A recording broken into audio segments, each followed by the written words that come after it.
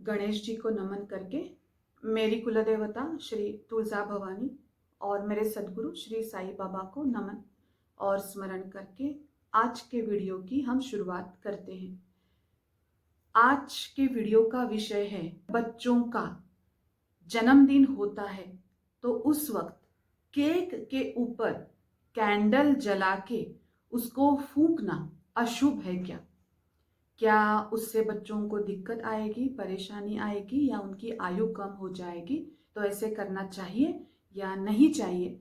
घर में अगर कोई एक इंसान ये करना चाहता है और दूसरे इंसान को ये पसंद नहीं है, बच्चे या न्यू जनरेशन ये करना चाहती है और बड़े बुजुर्ग लोगों को ये पसंद नहीं है, तो उस वक्त अगर थोड़ी बहस होने की आशंका है तो क्या करना चाहिए?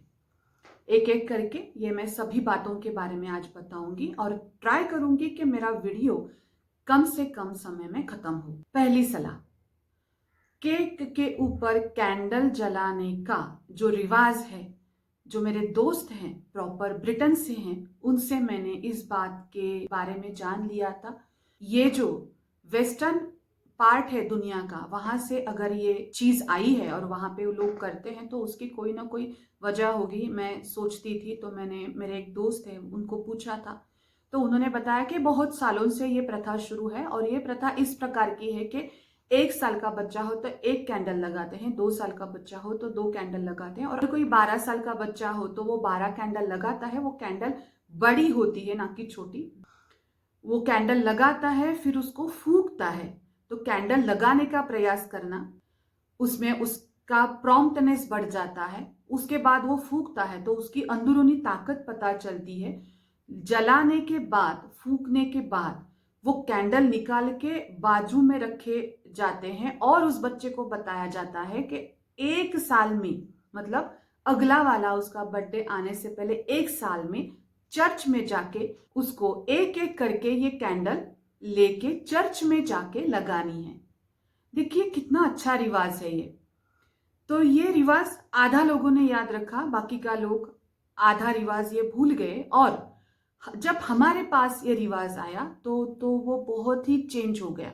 जैसे कि रियल चाइनीज फूड चेंज है और यहाँ पे आ गया वो चाइनीज फूड बहुत अलग है। तो इसी प्रकार से ये जो रिचुअल है, ये जो प्रथा है, वो भी बहुत मॉडिफाई होके आ गई। 1 साल का बच्चा है तो साल में वो 1 बार जाएगा, 2 साल का बच्चा है तो साल में वो 2 बार जाएगा और अपनी कैंडल जो उसने फूकी थी वो भगवान को समर्पित करेगा। ये माँ बाप के लिए भी अच्छा होता है कि उनको याद रहता है कि उसको चर्च में लेके जाना है।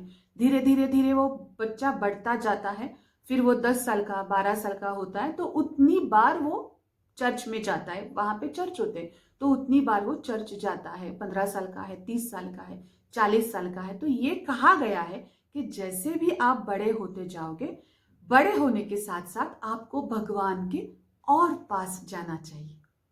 कितनी अच्छी प्रथा है, हमें पता ही नहीं थी। तो ये वजह है कि वो कैंडल जलाते हैं। तो सबसे पहली बात, जो वेस्टर्न पार्ट से ये प्रथा आई है उसका खंडन बिल्कुल ना करें, उसको दोष बिल्कुल ना दे। हमारा अज्ञान है कि हमें ये पूरा पता नहीं है, उनके लिए ये प्रथा बहुत अच्छी है। जो भी लोग वेस्टर्न पार्ट के ये प्रथा, ये वीडियो देख रहे हैं, वो अगर आधी प्रथा शुरू कर रहे हैं तो बाकी का भी वो करें। अगर उनकी आयु 30 है और उन्होंने 30 कैंडल्स जलाई है, हाँ ये जरूरी नहीं है कि केक पे ही लगाना चाहिए, ऐसा बिल्कुल नहीं है। वो भी उन्होंने कहा कि ये केक पे ही लगाने होते, ऐसे नहीं है। वो अलग से रखी जाती है और उस बच्चों को कहा जाता है कि आप जलाइए। उससे उसका प्रॉम्प्टनेस भी बढ़ जाता है और फूकने के साथ उसकी इनर, अंदरूनी ताकत भी पता चलती है, क्योंकि वो एक झटके में फूकना होता है उस कैंडल को। और आगे जाके वो आप जरूर वो चर्च में लगा दीजिए। एक वक्त में बस 1 कैंडल लेके जानी है। तो अगर आपकी आयु 30 है तो आपको साल में, आपका अगला बर्थडे आने तक आपको वो कैंडल, आपको चर्च में 30 बार, कम से कम 30 बार चर्च में जाना चाहिए। ये बोलने वाली वो प्रथा है। तो अभी आते हैं हमारे यहाँ पे, मतलब भारत में या जो आसपास के देश हैं उनके बारे में। तो कुछ प्रथा यहाँ से वहाँ चली जाती है। पाश्चिमात्य लोग भी हमारे, उन्होंने हमारा योग, हमारा मेडिटेशन ये अपनाया है। तो अगर वहां की ये प्रथा है तो हम अपना सकते हैं। लेकिन अगर हमें चर्च नहीं जाना है, मत जाइए। जाने में कोई परेशानी नहीं है, लेकिन अगर आपको नहीं जाना है मत जाइए। हम भगवान के मंदिर में जाके कैंडल्स नहीं जलाते तो हम नहीं जलाएंगे। तो हम आधी बात करते हैं। हम क्या करते हैं कि केक के ऊपर वो कैंडल्स जलाते हैं। केक के ऊपर जलाते वक्त ये याद रखें कि उसका मोम जो है, उसका जो वैक्स है, वो कहीं केक के ऊपर ना गिर जाए, तो थाली में भी जला सकते हैं। ये सुनने तक आपको ये समझ आ गया होगा कि मैं ऐसा मत करिए ऐसे बिल्कुल नहीं बोल रही हूं। अगर आपकी उसमें खुशी है, अगर किसी की उसमें खुशी है, तो दिया बुझाने में भी कोई दिक्कत नहीं है। अगर आपका हेतु, अगर आपका मोटो सही है, उसमें अगर कोई गलत बात नहीं है, तो आपने दिया लगाया या दिया बुझाया, कोई प्रॉब्लम नहीं है उसमें। जैसे कि देखिए कि हम जब ट्रैवलिंग के लिए जाते हैं और घर 3-4 दिन तक बंद रहने वाला होता है, तो हम भगवान का दिया बुझाते हैं। तो कोई गलत बात करते हैं क्या? तो फूंक मारना है। तो अगर आपको बुरा लग रहा है तो ये भगवान का दिया नहीं है, ये अग्नि है, तो उसको बुझा दिया। ठीक है। सबसे जरूरी बात यह है कि अगर किसी को खुशी मिलती है तो हमने वो खुशी का स्वीकार किया, उसका मन रखा, उसके भावना का विचार किया। एक बात। दूसरी बात उसमें यह है कि अगर आपको फिर भी दुख हो रहा है कि ये हम दिया फूक रहे हैं, हम अग्नि को फूक रहे हैं वगैरह वगैरह, तो आप और एक दिया लगा के, भगवान को जैसे दिया लगाते हैं वैसे दिया लगा के उसका औक्षण करें। औक्षण करना मतलब दिया जला के ऊपर से नीचे तक उसको दिए से चारों तरफ से वो दिया घुमाना, उसके शरीर के चारों तरफ से वो दिया हम घुमाते हैं, उसको औक्षण बोलते हैं। अग्नि का रूप है दिया, तो उससे हम जब उस इंसान के या बच्चे के चारों ओर वो दिया घुमाते हैं तो ऐसे उसकी शक्ति बढ़ जाती है। और ये सच बात है। तो अगर हमें बुरा लग रहा है कि अगर कोई दिया फूक रहा है, तो उसको ना रोके, उसकी खुशी को ना रोके, उसका मूड ऑफ ना करें, उसको जो करना है करने दे। उसके बजाय हम अलग सा दिया लगा के उसका औक्षण कर सकते हैं। अगर आपको ज्यादा बुरा लग रहा है या बहुत गुस्सा आ रहा है, तो वो आप ज्यादा दिए जला के और उस उन ज्यादा दियों से उसका औक्षण करके आप अपना गुस्सा या अपना, आपको जो बुरा लग रहा है वो आप रोक सकते हैं। आप ऐसा भी कर सकते हैं कि कोई बच्चा है, उसका अगर 10वां बर्थडे है, तो उसने 10 कैंडल्स जलाई और उसको फूका। तो आप क्या करिए, आप एक थाली में 11 दिए बनाइए, मतलब 10 से तो ज्यादा 11 हो गए, तो 10 दिए फूके तो 11 दिए जलाए। तो ये भी आपको अच्छा लगेगा, आपका मन शांत होगा, आपकी तकलीफ, आपकी परेशानी कम हो जाएगी। तो 11 दिए से उसको औक्षण कर सकते हैं। इस प्रकार से आपका टेंशन भी किसी अच्छे काम में परावर्तित होगा, रूपांतरित होगा, और घर में किसी बात से बहस नहीं होगी। दो भी अगर अलग अलग किसी के ओपिनियन है, दो लोग हैं, उनकी अलग अलग राय है, तो उस वजह से तकलीफ या झगड़ा या परेशानी नहीं होगी। हंसी मजाक का अच्छा माहौल होता है बर्थडे के वक्त, तो वो माहौल खराब नहीं होगा। ये सबसे जरूरी बात है। अगर बच्चों की इच्छा है तो उनको कैंडल जलाने दे दीजिए, उनको फूकने दीजिए। इस वजह से अगर आपको बुरा लग रहा है तो आप एक दिया ज्यादा लेके उसका औक्षण करें। घर का माहौल भी ठीक रहेगा, उसकी भी इच्छा पूर्ण हो जाएगी, आपकी भी इच्छा पूर्ण हो जाएगी।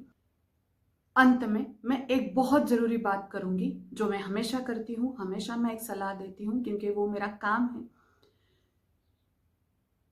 बस कोई दिया लगाने से या दिया फूकने से अच्छा हुआ बुरा हुआ ऐसे नहीं होता। हमने देखा कि उसके पीछे का हेतु इम्पोर्टेंट है। तो बच्चों को अच्छा मोटो क्या है वो सिखाना जरूरी है। बच्चे हैं वो, अभी तक उनके विचार, उनकी धारणाएं, उनकी पसंद नापसंद, उनकी आदतें अभी तक बनी नहीं है। वो बच्चे हैं। उतने में ही अगर उनको अच्छी बातें हम सिखाएंगे तो अच्छा रहेगा। सबसे पहली बात, जब बर्थडे होगा तो बच्चों को मंदिर जरूर लेके जाइए, उनके हाथों से पूजा कर दीजिए। 2-3 साल से ऊपर के जो बच्चे हैं वो जैसे हम बताएंगे वैसे पूजा कर सकते हैं। जितना वो कर सके उतना उनकी पूजा, उनके हाथों से पूजा कर दीजिए। दूसरी बात, बर्थडे के वक्त बच्चों को अन्नदान का महत्व, चैरिटी का इंपॉर्टेंस, वो संस्कार उनके ऊपर हमें करने हैं, आगे भी वो ये बच्चे याद रखेंगे।